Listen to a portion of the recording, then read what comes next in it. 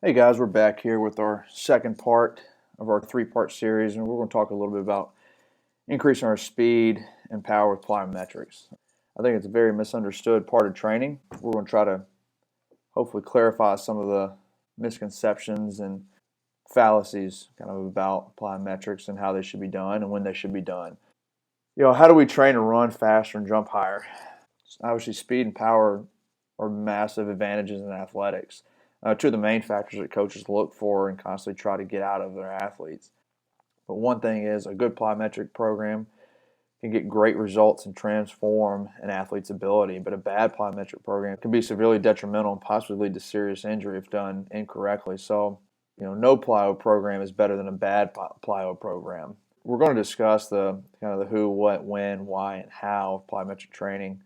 I'll show you a couple jumps and show a couple progressions of what we think is the best way to kind of approach this type of training.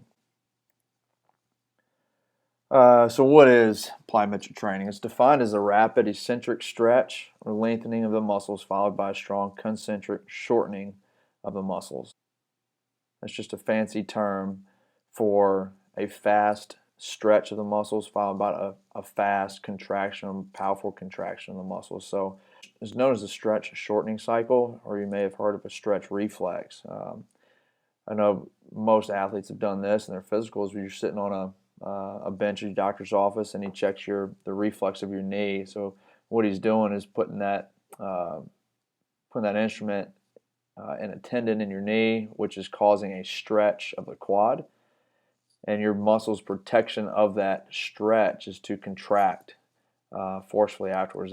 That's why you get that knee kick or that knee jerk when you're checking your reflex. So it's similar to that. So it's a quick stretch of the muscle followed by a fast, powerful contraction of the muscle. So basically, to me, the best way to understand it is think of your muscles as a rubber band. Your muscles have a very elastic quality, which allows them to stretch and return to their original position. Okay, so when a rubber band is stretched and let go, that elastic energy contracts powerfully and is restored back to its original size. So it pretty much is exactly what your muscles are doing. When they're stretched immediately before a contraction, it'll produce more force and more power output. That's the whole premise behind plyometric training. The pre-stretch must be rapid to get the benefits out of it. So you can't go down into a slow, long kind of squat and expect to be more powerful coming up. It's got to be kind of a fast drop to a jump, which will give you a little bit more power. Plyometric training was made popular by a Russian scientist named Yuri Verkhoshansky, and he found that most athletic movements occur in about a tenth to 2/10 of a second. So plyometric training should mimic that speed of movement. Anything more than 0.2 seconds, all that energy, that elastic energy is actually lost, and you won't get the powerful rebound of it. So just some things about plyometrics here, and they're explosive in nature, obviously. They increase the speed or the power of the muscle action, so increase the speed of the stretch shortening cycle. Plyometric also strengthens tendons and connective tissue, enhances muscular coordination. Basically, it enhances the signal efficiency between the brain and the muscle. It can reduce the risk of injury if done correctly. It also increases balance and proprioception, coordination. We can talk about inter and intramuscular coordination as well. And then it significantly increases speed and power through its effects. And I know this is probably a lot to throw at you right now, but I'm just trying to give you a kind of a brief background and brief overview of PLYO'S and what we can do with them. So what do PLYO'S do? They improve lower body power in a systematic program that recruits a large proportion of muscle fibers in the shortest amount of time. So basically, it's just a fancy way of saying rate of force production. If you remember in our first video, we talked a lot about rate of force production and its effect on speed and power. That's exactly what we're trying to do here, is increase the rate of force production in the shortest amount of time. And with repeated practice, the muscles will be more effectively recruited by the central nervous system to contract with greater efficiency and proper sequence. So basically, it's just your muscles will be more efficient at the athletic movement. how are PLYO'S in sport, or how are PLYO'S in sprinting associated with each other? So at max speed, when the foot strikes underneath the hips, the ground contact time is less than 0.2 seconds. All right, so this meets the criteria that Yuri Verkhoshansky spoke of in a few slides back. So the foot strike might cause a slight eccentric stretch in the muscles, and then return a powerful concentric action to create greater speed. Some other things, grab and rebound and put back dunk, stopping and starting or jumping on a dime. Baseball swings and pitches are all plyometric actions essentially. So it's all over sport really. It doesn't matter what sport it is. Most strength and power sports have some sort of plyometric action in them inherently. So here we go. Strength and power sports are dominated by plyometric actions: cutting, jumping, sprinting, changing directions, stopping, starting. Even endurance athletes can benefit from plyometric training.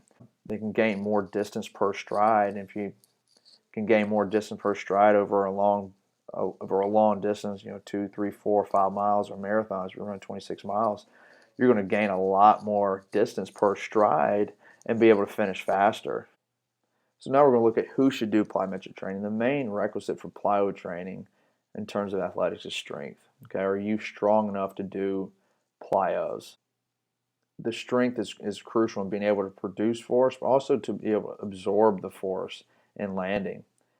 Don Chu is an experienced researcher, and he recommends an athlete should be able to squat 60% of their body weight 5 times before beginning any type of plyometric training.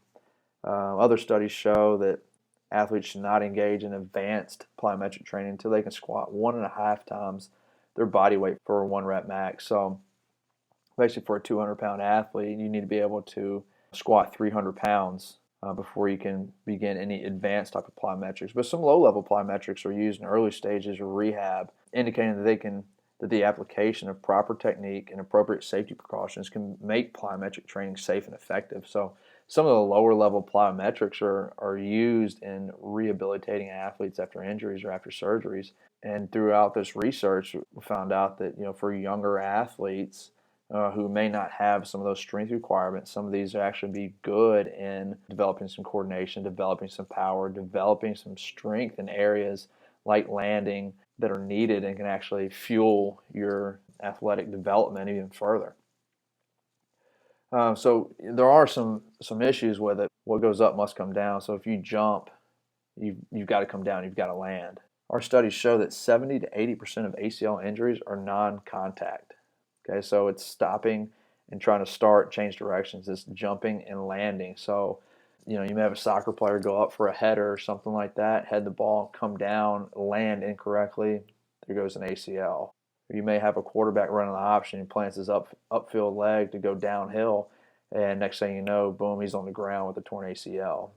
It's just a lot of different scenarios in which this can happen, and most of them, like I said, 70-80% of them are non-contact. So those are some of the ones that we can really reduce the risk of in proper training.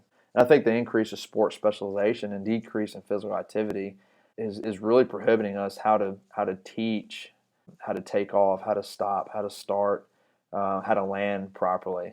Okay, all those are vital, and we're going to get to some of those as we go. So what we're going to talk about here is really the takeoff position. In plyometrics, we teach kind of 3 phases: the takeoff, the jump, and the landing. So the takeoff position is pretty simple, but I think it's done wrong a lot of times. So kind of some of the cues we use, you want your feet under your hips. All right. A lot of people, when they go to jump, their feet are shoulder width or wider. Kind of the term I use, all right, just stand right there, take a step, and get ready to jump up as high as you can. Okay, where are your feet? Okay, they're right up under your hips, and not too close together and not too far apart. They're right up under your hips, and that's where you're most powerful. So try that. Take a step and get ready to jump like you're about to 2-hand dunk a basketball. And that's where your feet need to be. What we want to do, we want to get tall. So we want our hands up as high as we can. We want to stretch out our abs, get tall as we can. We're going to snap down to a power position. So basically all that is, we're going to snap down to an RDL position with our hands back. Okay, so when we snap down, our chest is tall, our knees are over our toes. All right, they're not jetting in Okay, this is extremely important. Okay, we want our knees directly over our toes, maybe even over our pinky toes. Okay, we don't want those things jetting in, touching each other before we jump. Okay, we're putting a lot of pressure on our ACL. Okay, so this is extremely important.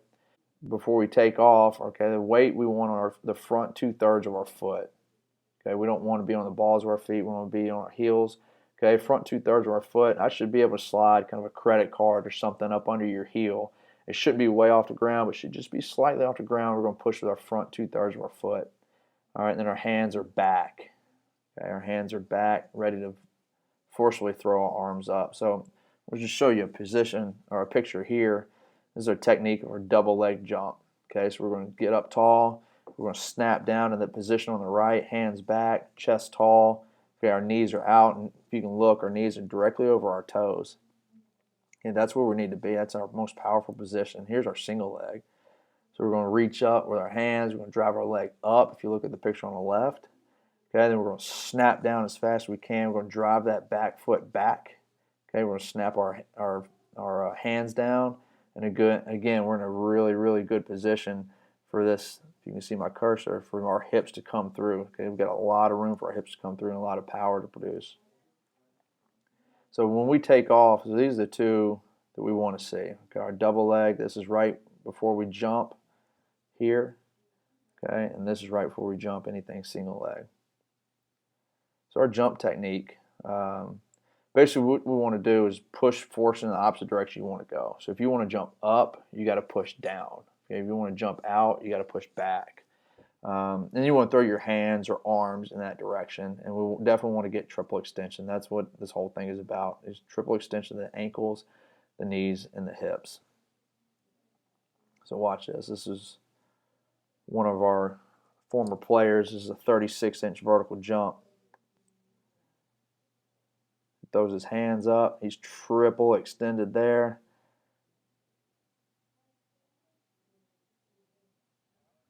Let's watch that one more time. Snaps down, jumps up, 36 inches. Perfect. Perfect, perfect, perfect technique right there.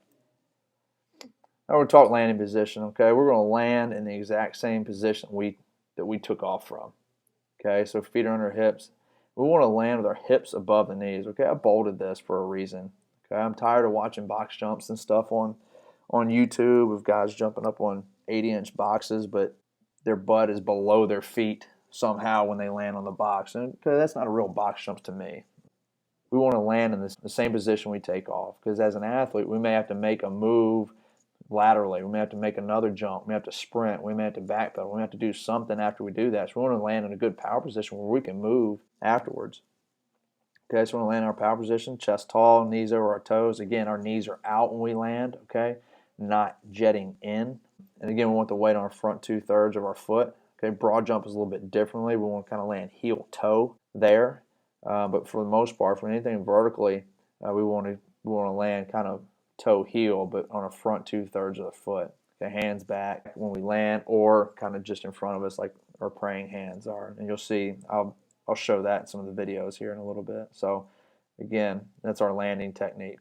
Exactly how we took off, we're going to land the exact same way. All right, so now we're going to kind of get into actually some of our PLYO'S.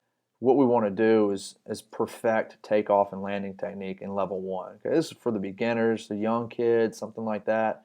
Or, maybe it could be an older kid that's just now getting into strength conditioning, maybe a little bit weaker, a little bit less experienced. So, this is kind of level 1. We start all athletes right here. All of them. Doesn't matter if they're seniors, doesn't matter if they're freshmen, doesn't matter if they're 13, doesn't matter if they're 22. Okay, we're going to start everybody here and then progress them however we feel fit. But this is extremely important to perfect the takeoff and landing technique. Okay, both 2 feet and 1 foot. So this is, I call it hop and stop. So we're going to jump, and we're going to stick our landing, or single response jumps. Okay, generally land on 1 or 2 feet in place. And this level is all about learning to produce force into the ground, landing in the proper position, and being able to absorb force correctly. Force absorption is critical in being able to control and decelerate your body. Decelerating your body and stopping on a dime will make defenders miss. In general, we're going to do 3 to 6 reps per set and 20 to 40 reps per day. Okay, we're going to take about 48 hours rest between sets. Please disregard some of that there. I got a little confused when I was writing this thing up and didn't delete that. It's actually for level 2 plyos. So 3 to 6 reps per set, 20 to 40 reps per day. Okay, but we need 48 hours between sessions to fully recover. So here's some of our progressions here. Okay, we're going to perfect the takeoff. Okay, the snap down. Okay, we're not going to do any of these until we've got that done. Okay, being able to snap down quickly in the right position, and then our landing is going to be on 1 and 2 feet. So a vertical jump is pretty simple. Box jump to step down, box jump to depth drop, broad jump, lateral jump, vertical jump to single leg land. Okay, most of these are basically right in place, either up or down, side to side, something like that. So we'll just go through these and I'll quickly explain some of these here. So here's our vertical jump. Okay, reaching up, snap down, jump, land in good position. Face the side here. Let me rewind this a little bit. So before he takes off, see his knees are right over his toes, are not coming in on either side. He's going to jump up, and when he lands, okay, his knees are right over his toes, are not coming in at all. Okay, chest, hands back, everything's good. Do it from the side here. You see the snap down, jump, land. Perfect. And here's our box jump. Box jump with step down. Okay, you can use the 18-inch box. It doesn't matter. The box height doesn't matter. It's how high you jump. And again, watch here on both these guys. They're going to land with their hips above their knees. Boom. Okay, hips above knees.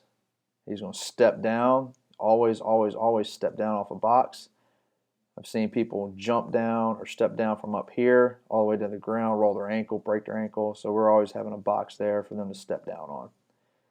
Okay, so he's going to step down. Here's the next progression. Box jump. Again, hips above the knees. He's going to step down, depth drop. Okay, just added a little bit more difficulty there.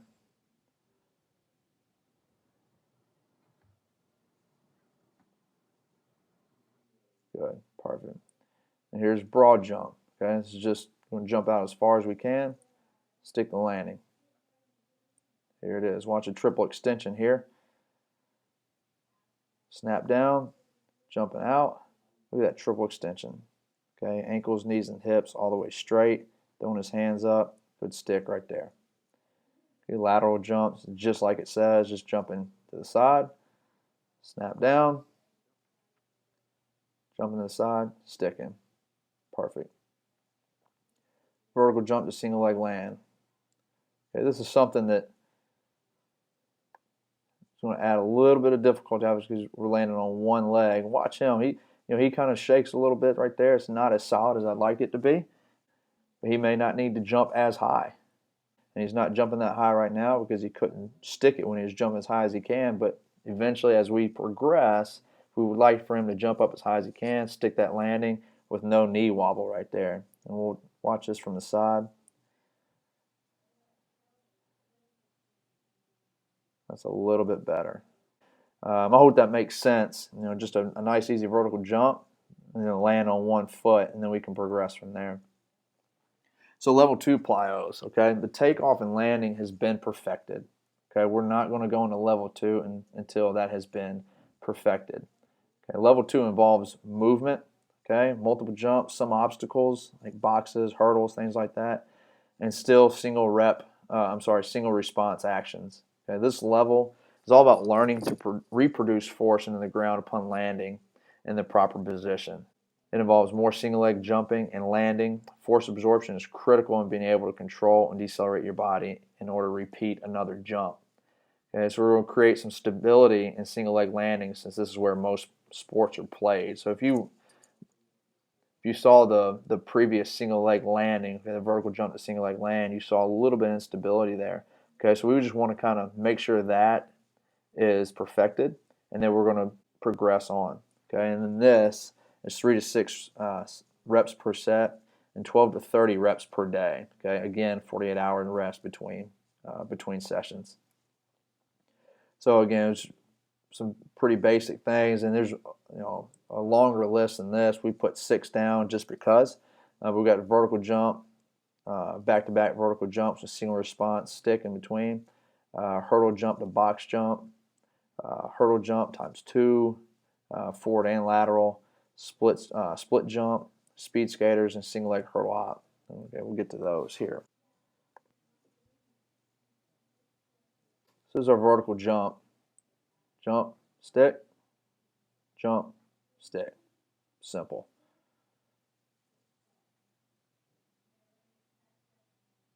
Yep. Hurdle hop, stick, box jump, step down.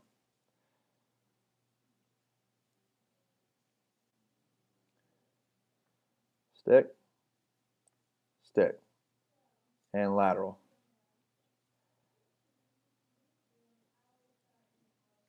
Level 2 plyos, split jumps. All right, so we're not moving our feet, okay, just up and down. If we were to cycle our feet, that would be a lunge jump. It just adds a little bit more difficulty. Simple. Speed skaters, one of our favorites. Jump out. And again, notice, if I can get this thing working. Okay, notice his knees right over his toe. His knee's not coming in when he lands. His hips aren't moving a whole lot. He's absorbing that force fast and strong. Single leg hurdle hop, single response. Stick, stick. Again, he's getting good triple extension. Okay, triple extension right there. Single leg, ankle, knee, and hip.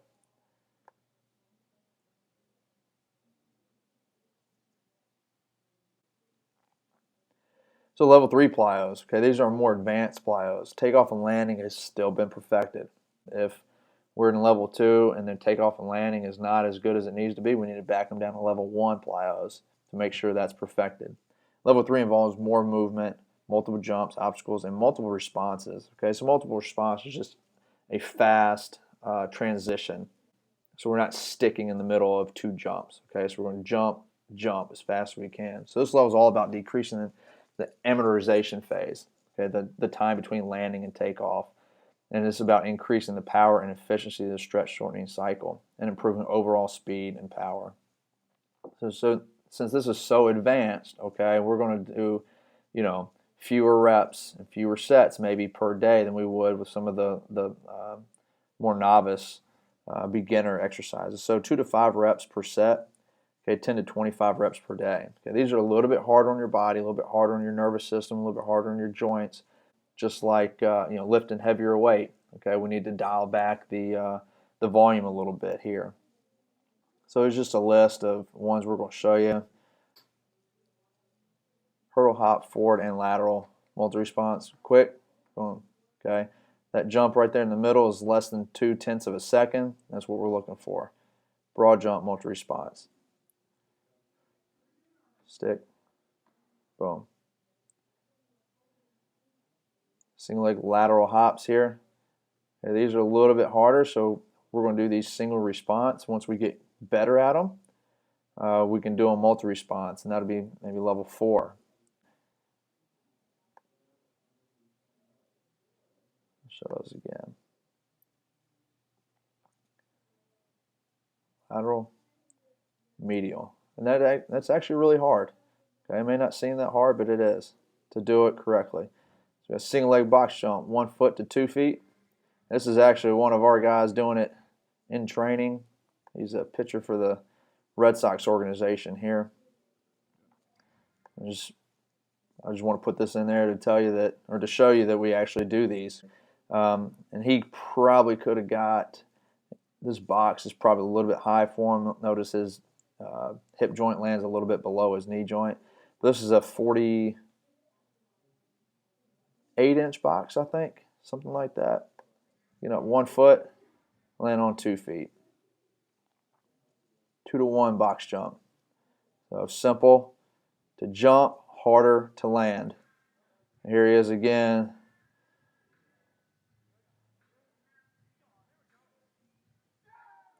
So that's what, 54 inches.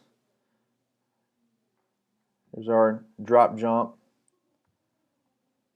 Watch that again. This is actually really hard to do correctly and to do fast off the ground. Again, it's got to be less than 0.2 of a second off the ground for it to be effective. So depth drop to box jump. You'll step off 2 feet, land on 2 feet, step down. Very good. All right, level 4 plyos. Okay, they're not for everybody. We really kind of use these with our more of our professional clients here. So takeoff and landing have been perfected. They're strong enough, obviously, to handle the load. They've mastered levels 1 through 3. Level 4 involves all of the above in kind of a creative fashion, so multiple jumps, multiple directions. This level is all about learning to reproduce force in the ground and quickly apply force to produce another jump, often in different planes. Okay, so we're going to do 1 to 2 reps per set, and 4 to 15 reps per day, with 48 hours rest in between. So these are just ones that we'll show you. Depth drop to mini hurdle jump to box jump. There's a 2-foot jump with 2 multi-responses in it. So it's basically 2 jumps in the middle of this. Quick, stick the landing, step down. Lateral depth drop to 90-degree box jump. This is a single response since we're twisting in the air. Okay, we can add a multi-response to it, which is where we don't stick the landing right there in between. Once we get good at it, we're just going to step off, hit the landing, and we're going to jump and turn. We're going to turn once we're in the air 90 degrees and land on the box. And watch him jump, and he'll turn once he's in the air and land with the hips above the knees. Perfect. Single leg hurdle hop, multi-response. Again, this is tough. Stick. Oh, a little wobbly right there, but not too bad.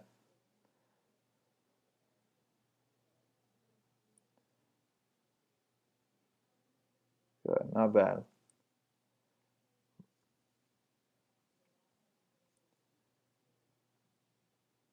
So again, this is 3. There's just 3 different jumps. Again, we're going in different directions, not just straight ahead. You could do this, couple this with any creative way that you want. You use boxes, you can use mini hurdles, you can use cones, different heights, whatever you want to do. It doesn't matter, just as long as it's quick off the ground. And then always into the depth drop. So 180-degree turn. Good. Hope you can see this isn't all the jumps that we do. Okay, we do a bunch of them. It would take me forever to put all these things together, but I hope you can kind of see the pattern behind them. And level 1 is just jumping, sticking, landing, okay, in pretty simple positions. 2 is the same thing, except we're maybe going a little bit more single leg. Level 3, we're using a little bit more of our stretch reflex to hit multiple jumps in a row. And then level 5, we're kind of combining a little bit of all of them. We're adding some obstacles, we're adding some turns, things like that, just making it a little bit more difficult, making it a little bit more realistic for athletics. So, a lot of questions we get is when should we start or when should we include plyometric training? Number 1, when your body's ready. You've got to be ready for it, for the strength, the power aspects of it. But, some of the lower level plyos you can do. You just may not be able to progress as fast as maybe somebody else who's maybe a little bit physically more mature or something. So, you can't really say, hey, you got to be 10 years old, you got to be 13, you got to be 18. It doesn't matter. It's really whenever your body is ready. And we really kind of include them more in our strength and power phases of the off season and sometimes in season. We really won't do it a whole lot, kind of hypertrophy phase early on. But when we're really trying to develop some strength, we want to use that strength in what we call complex and contrast training. And what we'll do is kind of intermix some of the jump training, some of the strength training that we do to really kind of maximize our training. And I was really trying to get through this and the weight training today, but taking up a lot of time, and I don't think I'm going to be able to do it. But I'll save that for video number 3. And we'll talk about complex and contrast training. PAP is post-activation potentiation. So we'll want to do that sometimes before, and then we'll talk about how to incorporate some of these jumps, some of these plyometrics into actual weightlifting. So, and just in conclusion here, I'm trying to wrap this up. I know we've had you on here for a while, but plyometric training can be extremely beneficial to an athlete when it's done correctly, and very detrimental when it's done incorrectly. An increase in power directly correlate to an increase in speed and explosion. Camps and combines rate and rank players on 40 times verticals and broad jumps. So, this will have extremely beneficial results if it's done correctly on those 3 tests. Incorporating video 1 and video 2 can increase all 3 of those tests significantly. But the third video is really how to put all of them together and really maximize and take those tests to the next level. There's an abundant amount of research that states a proper strength and conditioning, a proper strength training and plyometric training program has significantly greater benefit than either programs alone. So if we can combine weightlifting, we can combine PLYO'S, and we can combine the speed in the right way, man, we can really make some pretty drastic improvements in our training. I just kind of want to give Don Chu a citation there since I used some of his work in here. But I think with PLYO'S, I hope we kind of clarified some of the misconceptions on it. Maybe we'll have some people thinking they need to do PLYO'S all day every day when maybe we only need to do 12 reps total, or maybe we need to back down and regress actually, and go back and learn how to jump and learn how to land correctly first, as opposed to just jumping on boxes and actually learning how to jump on boxes. So hopefully we kind of clarify some of that stuff up. If we haven't, hopefully we will as we move forward. Tune in for our next video on how we can incorporate all this stuff into weight training and really kind of maximize our efforts. So take care. Hope this was good. Hope this was beneficial for you. And we really hope you tune in to the next one. Take care.